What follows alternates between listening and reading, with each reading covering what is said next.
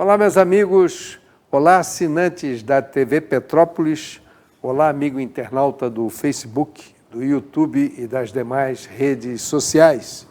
Está começando mais um programa da série Dossiê História, um programa eminentemente cultural. Programação transmitida ao vivo pelo canal 10 da Tech Cable TV Petrópolis, às quartas-feiras, a partir de 21h30. Hoje estamos iniciando o programa com 20 minutos de atraso por questões eminentemente técnicas, em função das chuvas que sempre, às vezes, nos atrapalham. Nossas reprises são aos domingos, a partir de 9h da manhã. Além do sinal Tech Cable, você pode assistir a nossa programação em tempo real pelo Facebook, na página da TV Petrópolis, e digite TV Petrópolis no campo de busca do Face e acesse a nossa página, você assistirá o nosso programa ao vivo.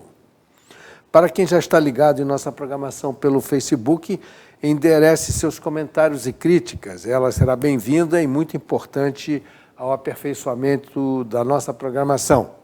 Nosso programa já passado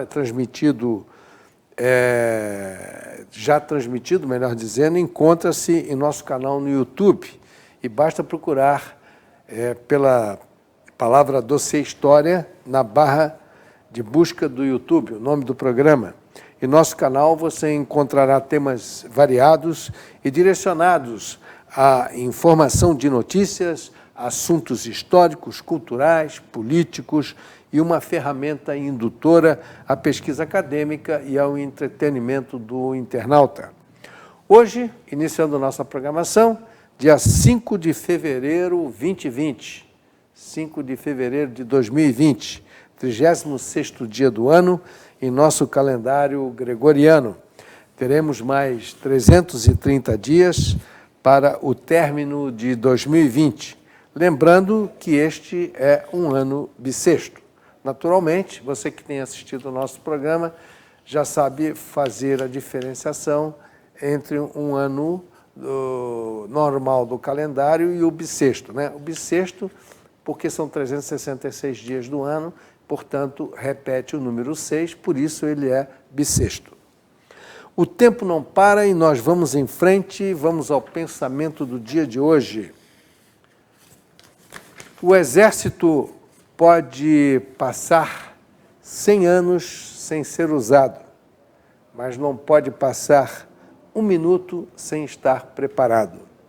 Rui Barbosa, que viveu de 5 de novembro de 1849 a 1º de março de 1923. Naturalmente que o Rui Barbosa falou essa frase pensando na eterna vigilância.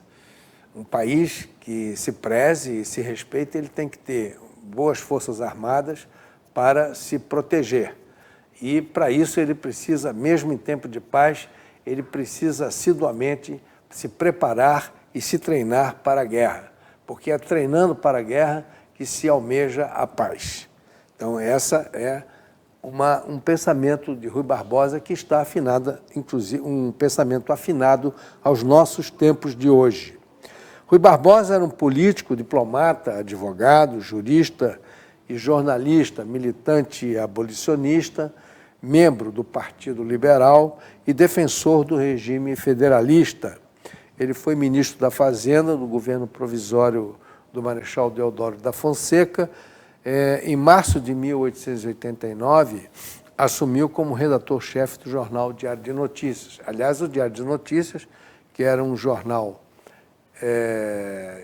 extremamente respeitado pelos jornal da época, né?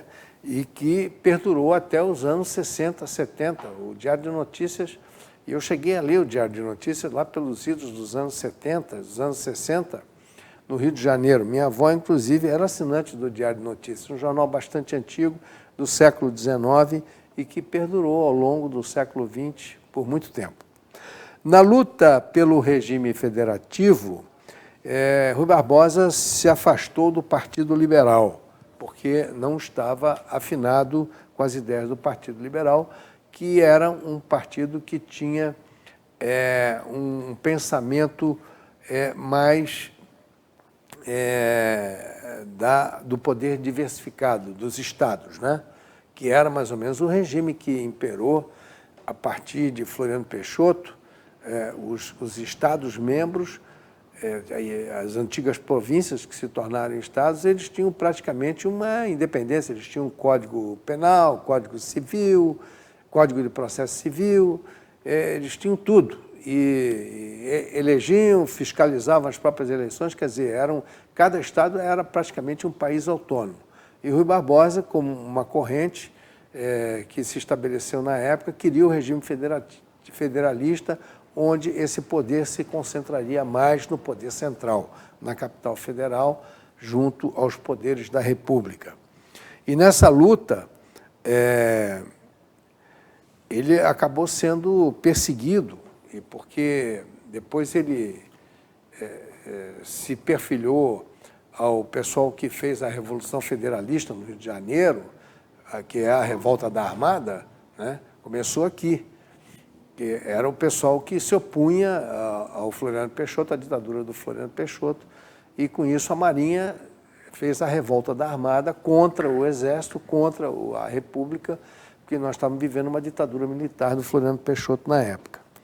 E ele, então, se posicionou a favor do federalismo e, por isso, ele teve que se exilar para a Inglaterra, porque ele ia ser preso. No dia que ele iria ser preso, ele tinha... se não me engano, ele tinha feito um discurso no Supremo Tribunal Federal, meteu o pau no governo, meteu o pau nos ministros do Supremo Tribunal Federal. Ele saiu dali, já saiu praticamente com a prisão dele decretada, e ele se mandou e foi embora para a Inglaterra. Depois, anos depois, ele voltou. Ele também foi responsável pela política do encilhamento, porque, tendo sido ele no primeiro governo provisório e depois no governo efetivo do Marechal Deodoro da Fonseca, ele foi ministro da Fazenda. E ele estabeleceu a política do encilhamento. Encilhamento que tinha por objetivo acelerar o crescimento econômico do país. E, como ministro da Fazenda, ele estabeleceu os créditos, ou melhor, que os créditos bancários, além de facilitados para a população, não mais seriam cobertos por metais preciosos, e sim por títulos, por papéis. Então, ele quis implementar uma maior dinâmica na economia para aumentar o número de empregos. E, com isso, bastava um empresário apresentar um projeto de uma fábrica ou de um negócio, né, de um estabelecimento comercial, industrial ou agrícola, para obter a concessão de crédito. E, com esse objetivo, resguardar o inevitável rombo no Tesouro Público, né? Já estava arrombado o Tesouro Público, porque, quando veio a República, o que tinha de dinheiro que Dom Pedro II economizou da economia do Brasil, que era uma economia austera, esses republicanos de primeira hora levaram tudo, solaparam tudo, aumentaram os preços de tudo, aumentaram os seus próprios salários, o custo da burocracia do Estado, enfim, acabou o dinheiro. E o Rui Barbosa se viu, então, diante desse impasse, e essa política perdurou até Campos Salles, né? E qual foi o resultado disso? A emissão de moeda que provocou uma inflação galopante e desenfreada. E, além disso tudo, uma especulação na Bolsa, porque aqueles empresários, na maioria das vezes, eles montavam empresas fictícias,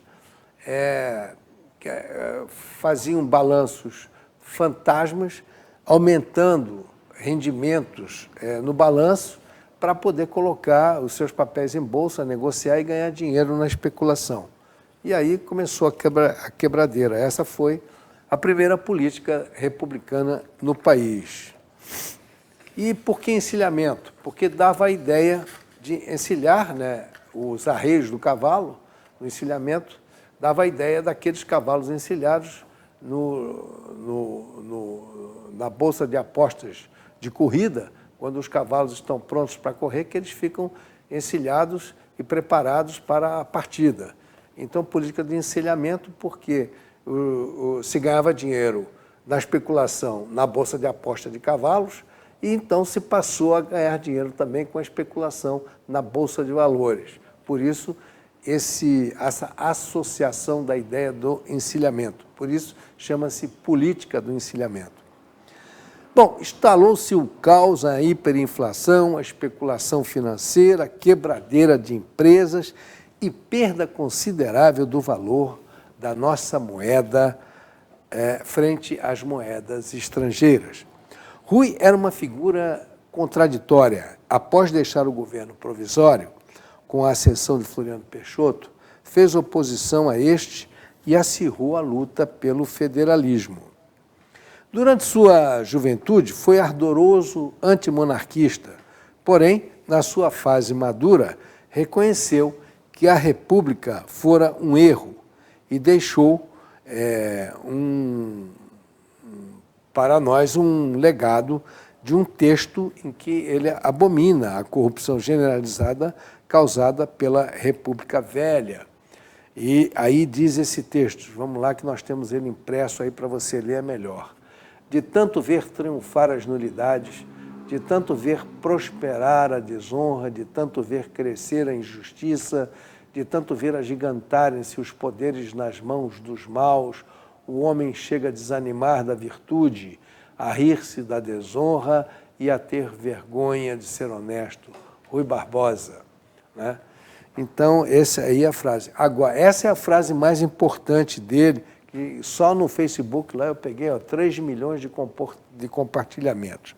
Mas, no entanto, o segundo período desse texto aí, é que ele mais. Pode voltar a imagem para mim, por favor? O segundo período é que é mais importante, quando ele faz uma confissão de arrependimento de ter sido republicanista de primeira hora. E ele faz um baita de um elogio à monarquia, quando ele diz, no velho regime, isso era impossível de acontecer, e por aí vai. Eu hoje tentei procurar esse texto, infelizmente eu não achei, eu tenho ele guardado, e eu prometo a vocês que eu traria aqui, que é o arrependimento dele como republicano e o reconhecimento dele pelo governo de honra, de tradição e de honestidade do imperador Pedro II e dos governos do Império. Muito bem, então, estamos aqui terminando o nosso pensamento do dia com Rui Barbosa hoje, dia 5 de fevereiro de 2020. Nós vamos agora, o dia 5 de fevereiro na história, e eu vou pedir a vinheta.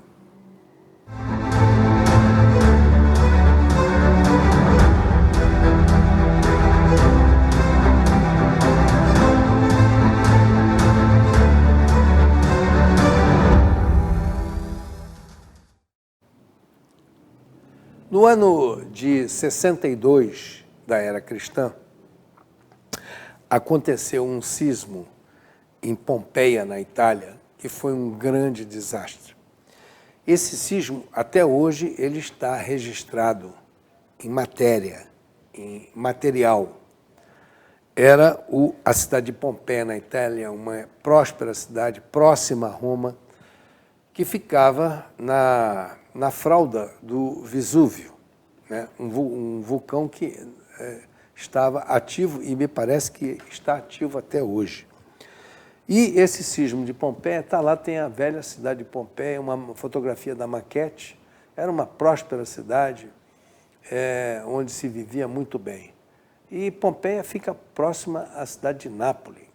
Eu tive lá, nesse local, tive em Nápoles também, e era uma cidade muito interessante pelo o que restou dela, porque o Vesúvio, quando explodiu, as larvas vieram, não deu tempo para ninguém fugir e as pessoas foram petrificadas. Nós vamos mostrar agora as fotos de algumas pessoas petrificadas no momento em que a larva caía sobre a cidade. Então lá, para registro da eternidade, essas pessoas foram petrificadas pelas larvas a larva do Vesúvio.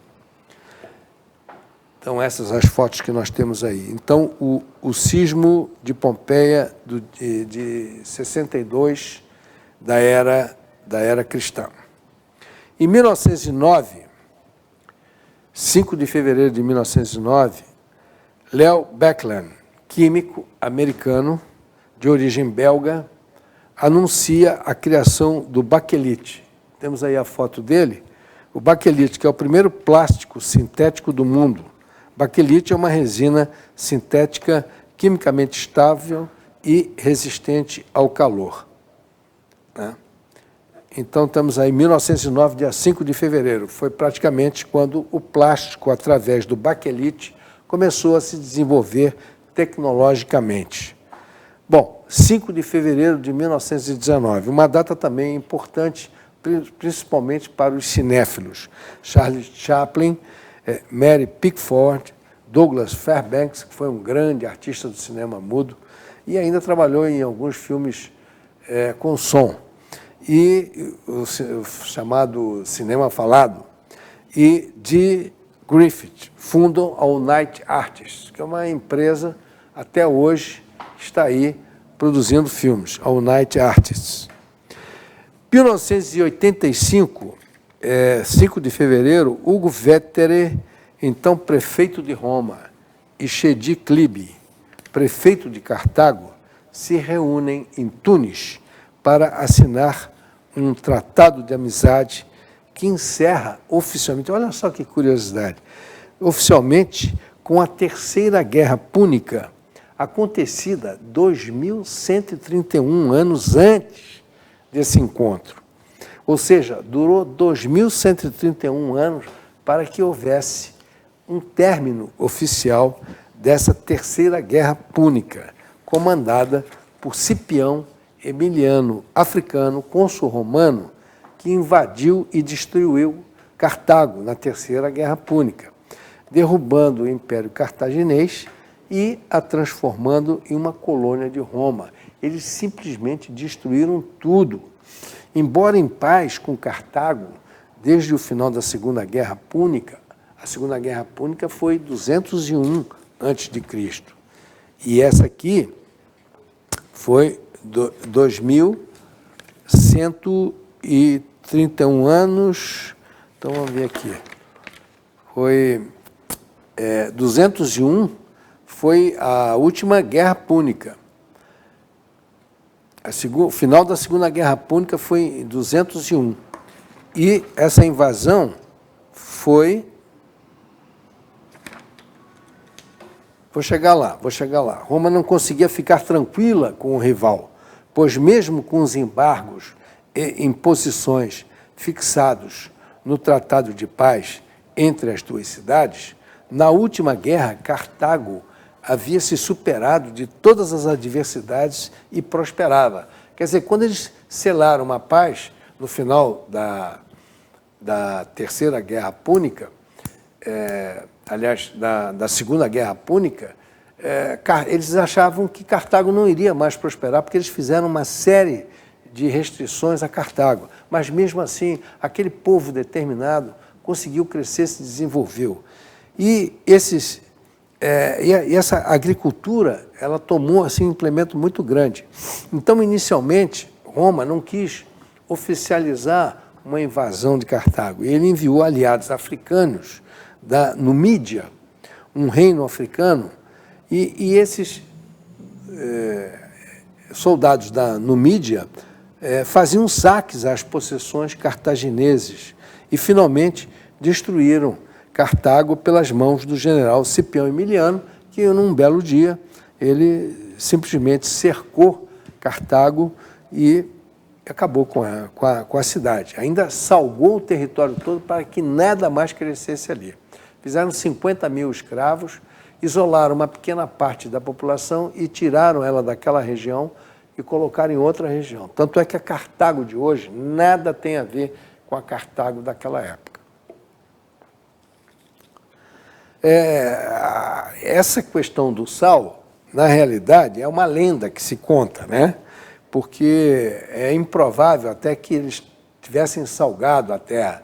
Eu sei que eles sumiram com aquilo lá, que todo mundo, a história toda, perdeu a referência da Cartago antiga, porque o sal era uma preciosidade, era uma especiaria muito cara. Então, para você salgar uma cidade inteira, iria ficar muito caro para os romanos. Então, é bem improvável que não tivesse sido salgado. Isso é uma lenda, né?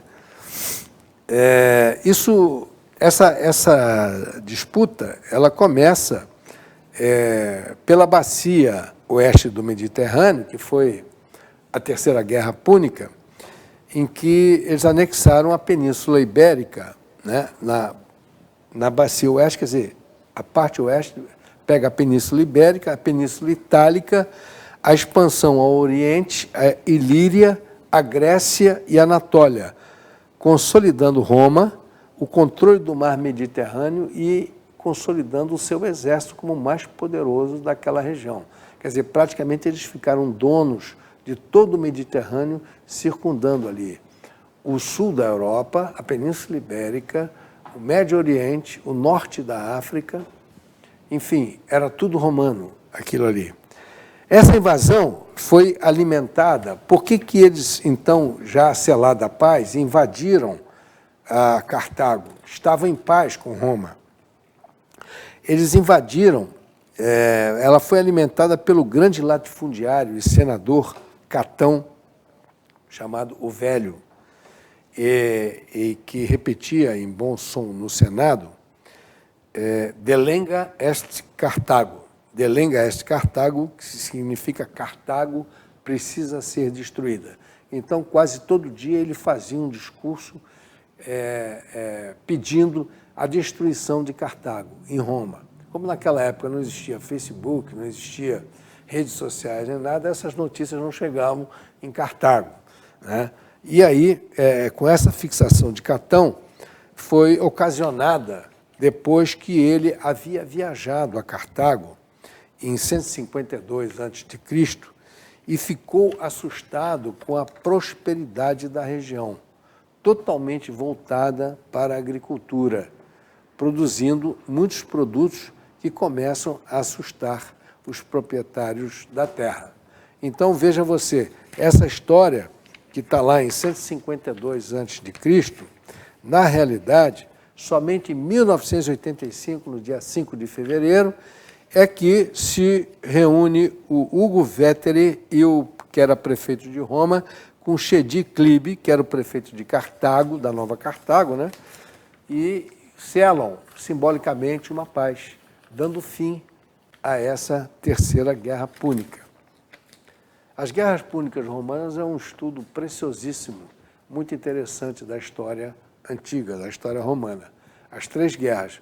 A segunda foi a mais importante, que conta a história, parte dela, né, com Aníbal, que atravessa, ele penetra no sul da Europa, pela Península Ibérica, e depois sobe pelo norte da Espanha e atravessa depois os Dardanelos, né, desce lá aquelas montanhas geladas lá da Espanha, entra e pega também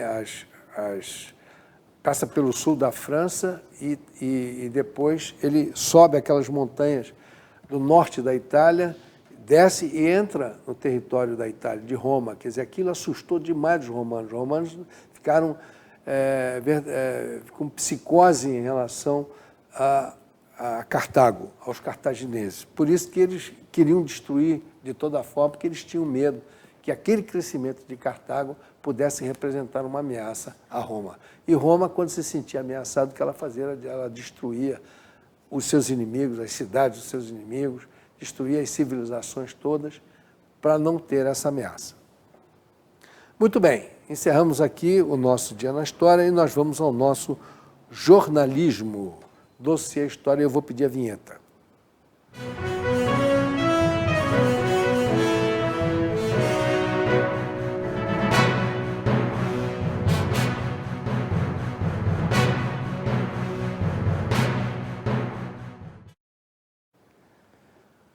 Jornalista e escritora Regina Vilela, ela chegou a ser candidata a deputada federal pelo Ceará. A Regina, neste vídeo, um vídeo fantástico, ela traça um roteiro histórico contemporâneo brasileiro da velha República até os dias de hoje, seguindo nesse roteiro um caminho do encarnado, do vermelho. Quer dizer, ela traça um trajeto dos comunistas no Brasil, na política brasileira, e ela centraliza isso tudo em uma figura que é atual e nefasta da política brasileira, que é o governador de São Paulo, João Dória, né? Uma figura extremamente perigosa. Ele é um estelionatário da política, um falso, um homem enganador, e ele passa, mas ela passa por vários personagens até chegar ao Dória. Inclusive passa pelo personagem do pai do Dória, que ela afirma que ele era comunista, do Partidão. E ela diz mesmo que o Dória é um comunista enrustido, né? E a gente sabe que o João Dória, o que ele pretende, né? Ele hoje é governador de São Paulo, mas o que ele pretende é assaltar o Planalto, tomar o Planalto para ele como poder. Ele tem uma sede de poder imensurável. E a partir da próxima eleição presidencial ele deverá vir. Entretanto, Regina Vilela, até chegar no Dória, traça toda a caminhada vermelha da esquerda no Brasil, ao longo desses 100 anos. Vamos ao vídeo, é muito interessante. Bom, pessoal, para a gente entender um pouco a política atual, a gente precisa conhecer parte da nossa história. Então eu vou contar aqui um breve resumo de como o comunismo se enraizou no Brasil. Há 100 anos, um tico mais, um tico menos, o comunismo atravessou o Atlântico e deu com os costados aqui. Atingiu em cheio intelectuais como Jorge Amado, Graciliano Ramos, Mário de Andrade, Pagu, Portinari, Carlos Drummond de Andrade, Oscar Niemeyer, o arquiteto, Tarsila do Amaral e o psiquiatra Osório César. Pessoal, essa lista é enorme. Jornalistas e escritores sofreram uma forte influência do blá, blá, blá da Revolução do Proletariado, que a turma lá da Rússia difundia na vizinhança, gente que contaminava o ambiente cultural na Europa. Aqui a gente só macaqueava esses intelectuais. Os anos 20 foram frenéticos e a primeira ação concreta de difusão dessas ideias veio com a Semana de Arte Moderna de 1922. Revolução estética na literatura, artes plásticas, música com Villa-Lobos, arquitetura com Niemeyer e psiquiatria. Os modernistas diziam que o Brasil precisava ter identidade própria nas artes. O negócio era romper com os clássicos. Claro, isso tudo trouxe mudanças comportamentais.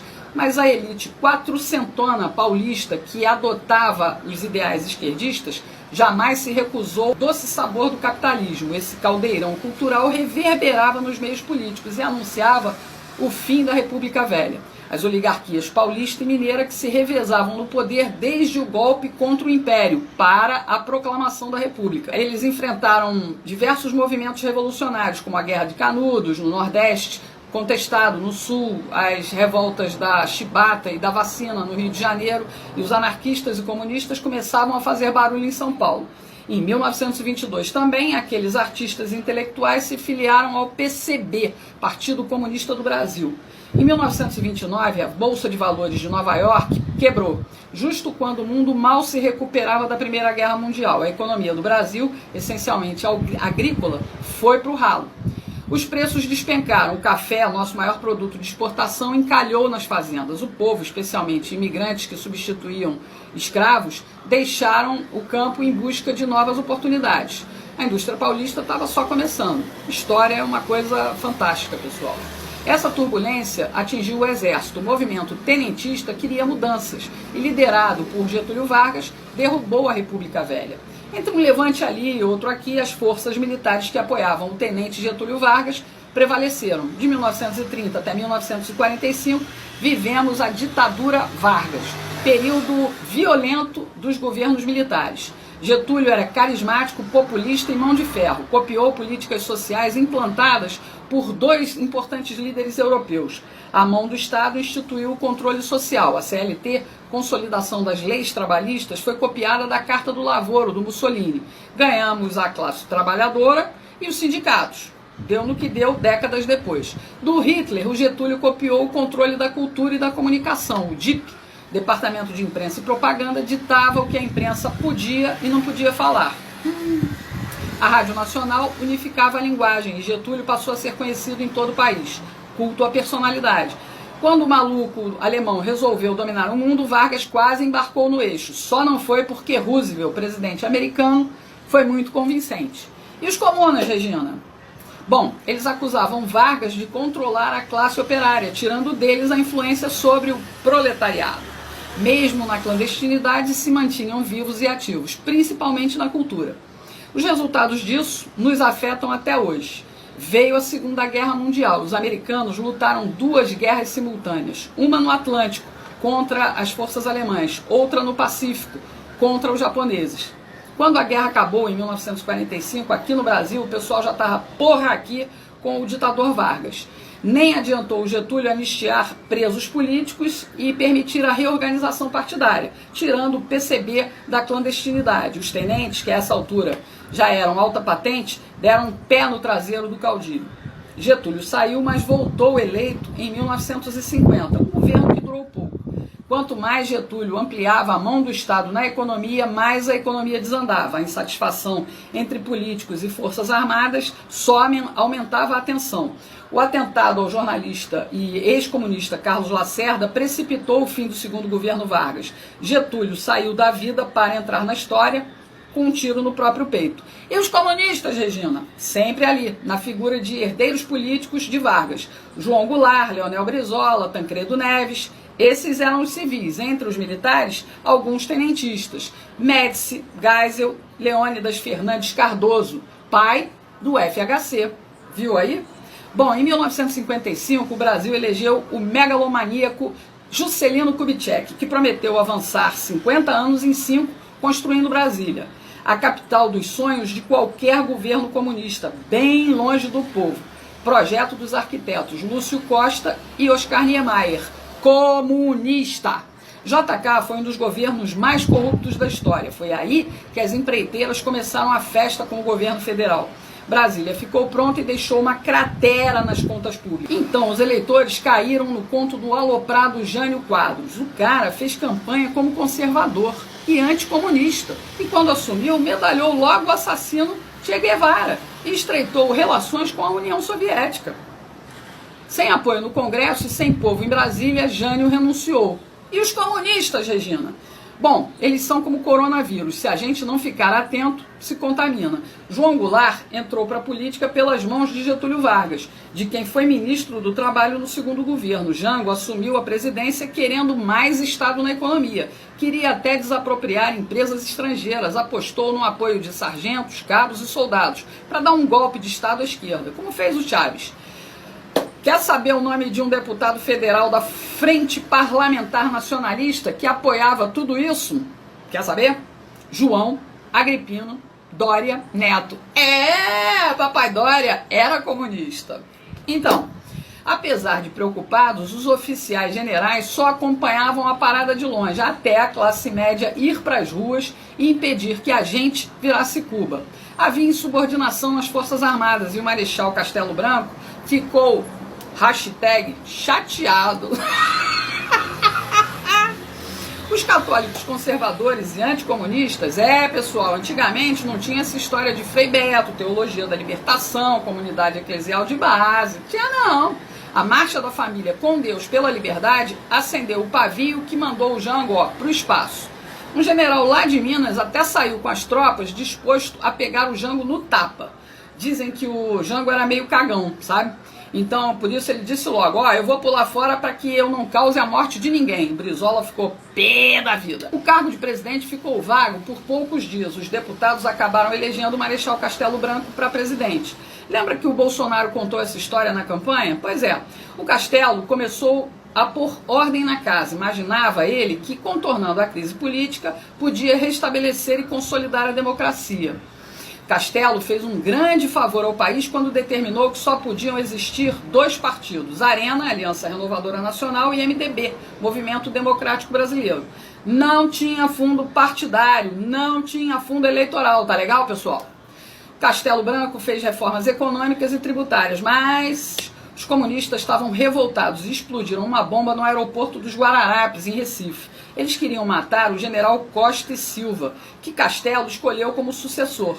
Castelo era antifascista e, antes de entregar a presidência, fez a Constituição de 1967 e foi bonzinho. Não colocou lá qualquer ato institucional nem dispositivo autoritário.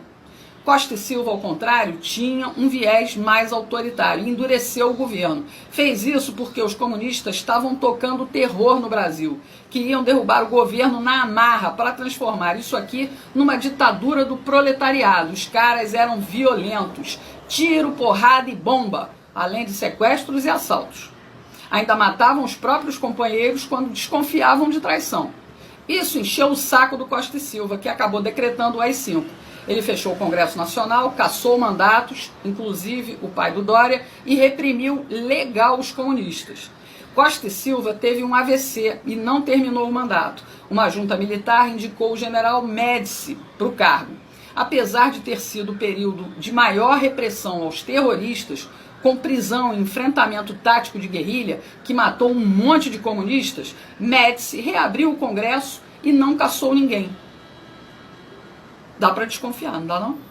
No início da década de 70, o mundo fervia na área cultural. A partir das ruas de Paris, tomadas pelos estudantes em maio de 1968, houve uma revolução social global, uma inversão de valores morais, ruptura política entre conservadores e liberais e econômica entre comunismo e capitalismo, cortina de ferro dividindo o mundo. O Brasil tinha censura, mas não impedia festivais de música, não impedia a criatividade. Chico, Caetano, Gil e muitos outros ganharam fama e muito dinheiro nessa época. E as universidades já estavam a todo vapor. Todo vapor mesmo, pessoal. A maconha já rolava nos campos. Uma abelha me contou que foi uma ideia, uma tática do general Golbery Couto e Silva.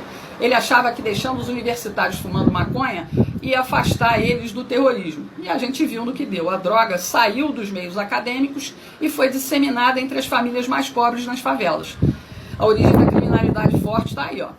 Médici queria que as coisas se acalmassem para a esquerda assumir sem violência. Enquanto isso, a juventude classe média ficava sendo catequizada por professores esquerdistas. Os militares criaram tantas estatais nessa época, pessoal, que fizeram um milagre econômico, que mexeu com o consumo dos brasileiros. Muita gente comprou, então, TV, geladeira, carro e até casa própria, através do BNH, Banco Nacional de Habitação. Minha Casa Minha Vida, pessoal, perto dos imóveis de antigamente, é tudo barraco, da pior espécie, é tapera. O Médici levou fama de carrasco porque a comunistada estava no exílio e não suportava ver o desenvolvimento do país, ainda que fosse sob controle estatal.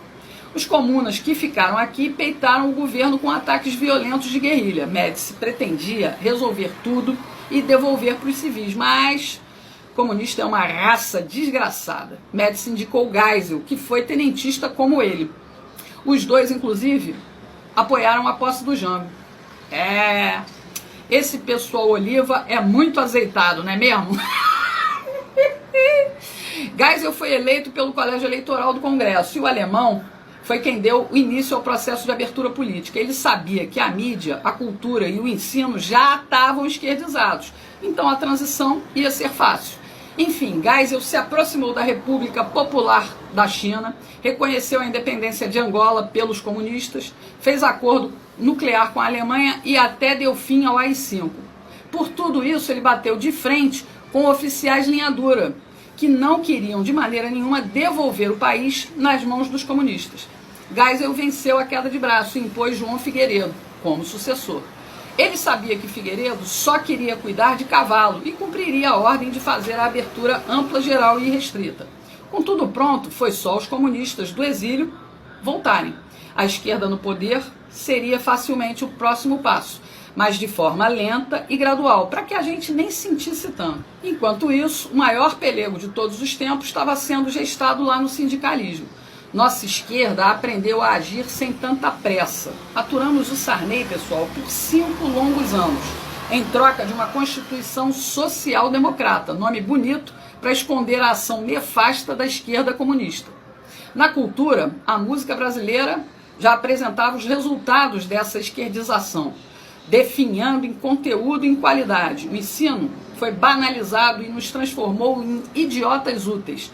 A imprensa e a televisão foram nos reeducando. Sem perceber, fomos renegando a família, a pátria e Deus. Tudo em nome de justiça social. Bem devagarinho, para que a gente não sentisse nada e não tivesse forças para reagir. Mensagens progressistas para moldar um novo Brasil, politicamente correto. Tivemos um soluço com a eleição do Collor, mas o sistema estava dominado e o corrupto egoísta dançou. Surgiram os caras pintados manipulados pela minissérie Anos Rebeldes da Rede Globo, lembra? O Plano Real colocou dinheiro no bolso da sociedade e estendeu o tapete vermelho para a social-democracia. Elegemos Fernando Henrique, o sociólogo, filho de um tenentista. Ele abriu o caminho para o analfabeto sindicalista bem adestrado pelo socialismo. Lula instaurou a supremacia da estrela vermelha, onde empresários corruptos alimentavam políticos corruptos. Políticas populistas fecharam os olhos do proletariado. O governo finalmente dita regras sociais sem qualquer contestação. De novo, a política personalista em ação. Hoje, na música popular, Marcelo D2, Anitta, Ludmilla estimulam o consumo de drogas. A ideologia de gênero é cantada em prosa e verso pelo desafinado Pablo Vittar. Lixo cultural. A gente engole isso toda hora. Começamos a dar sinais de reação quando votamos em Jair Bolsonaro para a presidência da República. Mas o estrago da ideologização política, pessoal, continua atrapalhando. E não permitiu o serviço de limpeza completo. Continuamos errando nas urnas. Mantivemos um monte de comunistas, socialistas, progressistas e liberais, tudo junto e misturado lá no Congresso. Gleisi Hoffmann, Maria do Rosário, Paulo Pimenta, Ranolfo Rodrigues, o cuequeiro José Guimarães, Cid Gomes, Marcelo Freixo, Tabata Amaral, o namorado da Fátima Bernardes, o João Campos, filho do Eduardo Campos, o Kim Kataguiri do MBL, a tal da Talíria Petroni e muitos outros, muitos outros. Essa Talíria, inclusive, pessoal, é professora de história, igual ao Freixo. Depois que o secretário de Cultura do governo conservador de Bolsonaro fez a cagada de gravar um vídeo com estética nazi, a esquerda aproveitou para juntar mais um xingamento contra nós conservadores. Agora, além de fascistas, viramos nazista na boca dessa gentalha comunista. Tudo com o apoio velado de Rodrigo Botafogo Maia, que faz conluio com essa gente, com o Centrão, para derrubar pautas conservadoras do Bolsonaro e para derrubar também ministros como o Weintraub e a Damares. Mas, para mostrar diferença entre nazismo e comunismo, a tal da Talíria até publicou uma homenagem ao genocida Lenin e ao ideólogo da política cultural nazista, comunista, fascista, Antônio Gramsci. Enalteceu o chorume do lixo da ideologia que destrói a inteligência, que matou mais de 100 milhões de pessoas. Marcelo D2 ainda disse que a gente tinha que ter gravado na testa com faca a palavra nazista. Entendendo tudo isso, você vai finalmente compreender que a nossa liberdade começou a voltar para as nossas mãos a partir da internet. Abrimos a porta de fuga da ditadura da mídia jornalística e cultural. Ganhamos voz e ecoamos nossos pensamentos e valores cristãos conservadores aqui, pela internet. Entendeu por que o sistema odeia tanto tudo isso? Bolsonaro entrou para desviar a rota que nos levava para o comunismo, mas os comunas de capitalismo não se dão por satisfeitos, não dão trégua. Veja o caso do governador de São Paulo, João Dória. Ele é empresário de lobby. Isso mesmo, lobby. Esperto como ele só, criou o LIDE, Grupo de Líderes Empresariais. Ele viveu sempre, a vida toda, de promover encontros entre industriais, empreiteiros e banqueiros com o poder público, os políticos. Entendeu a jogada? A empresa recebe altas comissões por isso. Depois do mensalão e principalmente depois do escândalo do Petrolão, as coisas ficaram mais vigiadas e mais discretas. Aí o que fez o João Dória? Decidiu ele mesmo entrar no poder público. Primeiro, com seu jeito engomadinho, milionário ostentação, engambelou os paulistas, que acreditaram que ele seria o prefeito ideal para governar São Paulo. Mas a ambição do Dória, a gente sabe, é bem maior. Em 15 meses ele deixou São Paulo para trás nas mãos do progressista Bruno Covas e partiu com tudo para a candidatura a presidente. Mas o PSDB de Geraldo Alckmin disse não e ele, a contragosto, acabou brigando pelo governo do estado de São Paulo. Dória mostrou logo na entrada todo o seu viés esquerdista totalitário e patrimonialista, que não vê diferença entre o que é público e o que é privado. Olha o que ele fez no Palácio do Governo. Pegou uma decoradora e mudou toda a estética clássica do Palácio Bandeirantes. As mudanças físicas custaram mais de R$1,5 milhão para deixar tudo bem parecido com palácios de estilo autoritário, como a estética nazista, fascista, comunista. Basta comparar essas fotos disponíveis na internet. Mas Dória e Alckmin, Alckmin e Dória são iguais, representam o mesmo tipo de política nefasta, só que Dória vai numa velocidade destrutiva muito mais rápida. Tudo pela fixação pelo poder da presidência da República, é lá que ele quer estar.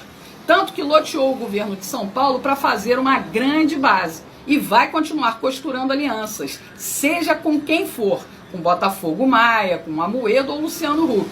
Dória não tem limites, pessoal. Rodrigo Maia também não, viu, pessoal? Ele flerta até com Ciro Gomes, tudo porque ele quer chegar na vice-presidência. Eles só querem uma coisa: poder. E isso bota a mão deles no cofre do governo federal. Qualquer um desses aí só tem um interesse: voltar ao tempo do mensalão, quando deputados e senadores fingiam independência política do PT, mas negociavam seus votos por cargos e dinheiro. Eles querem tudo como antes da Operação Lava Jato. Os acordos estão sendo fechados. E para alcançar os seus objetivos, Dória se elegeu enganando novamente o eleitorado paulista. Discursinho anticomunista e conservador, apoiado no Bolsonaro. Como o povo não perdoa traidores, ele vem, perdendo popularidade. Ok. Belo discurso, né? Belo relato. Isso é uma aula de história. E o que ela contou aí é a verdade pura.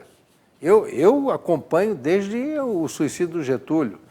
No suicídio do Getúlio já me entendia por gente, em 54, e dali para frente eu acompanhei Juscelino, aquela crise do Café Filho, etc. Depois o Jânio, depois o Jango, tudo que ela contou ali é verdadeiro. E o resto para trás eu conheço pela história.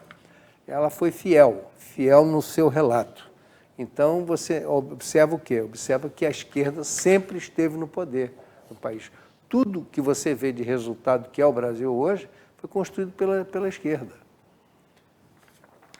Bom, eu tenho que fazer aqui um reparo que, quando eu me referi a Pompeia e sobre o vulcão, acabei escorregando e falei larva do vulcão, que na realidade é lava do vulcão. Lava é uma palavra de origem italiana que significa lama vulcânica, né? Então, é a lava vulcânica.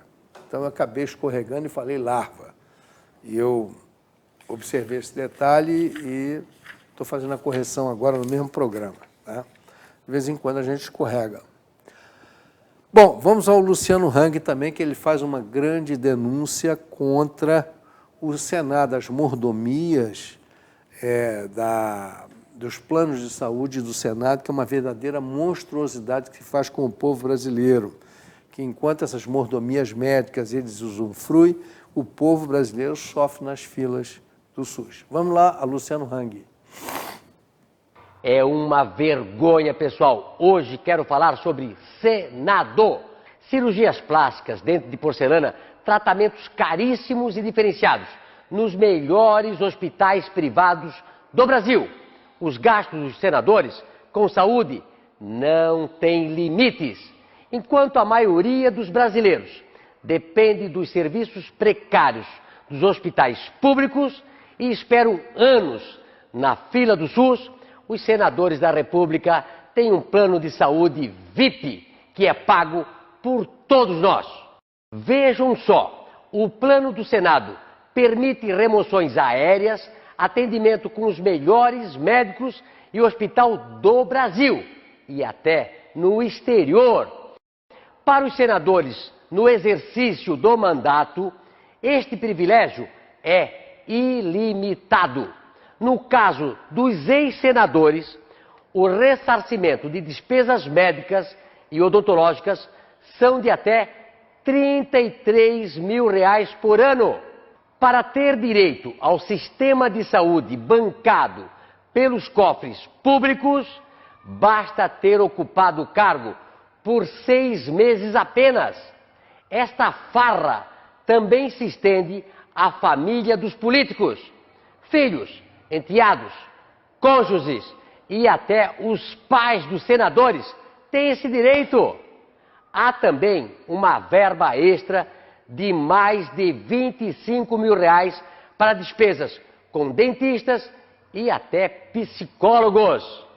E o povo pagando toda essa mordomia, enquanto mofa na fila do SUS. Temos que abrir a caixa preta da saúde do Senado. Está tudo escondido na transparência da casa, que não é nada transparente. Não querem que a gente veja os milhões ou bilhões que gastam enquanto o povo morre por apenas um simples exame.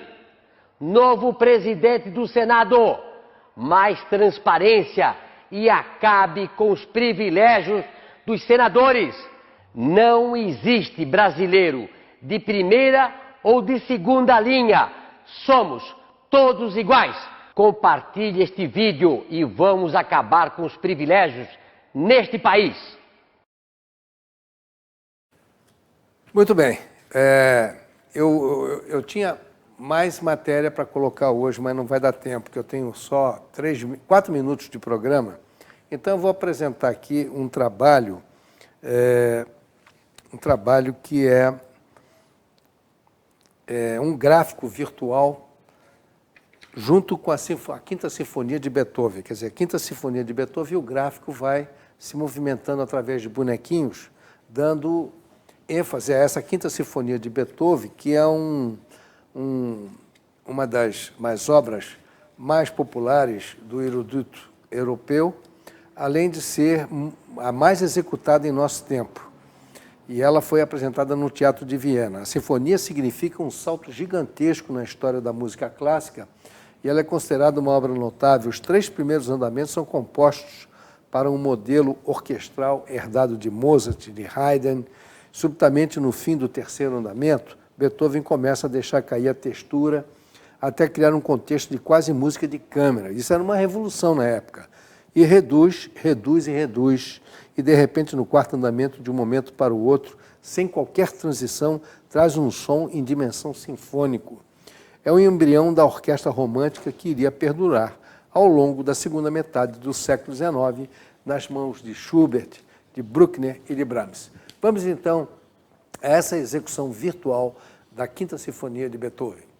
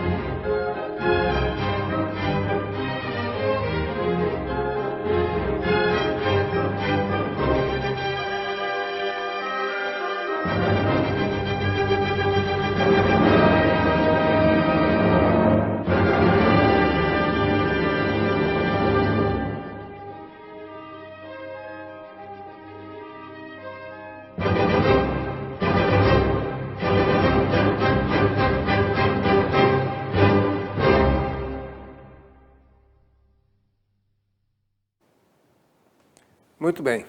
Terminamos aqui o nosso programa de hoje. Desculpem aí pelo atraso, mas questões técnicas de energia atrasaram um pouco a nossa programação de hoje. Semana que vem estaremos aqui e não esqueça a nossa reprise domingo, 9 horas da manhã de domingo. Uma boa noite para vocês e até semana que vem.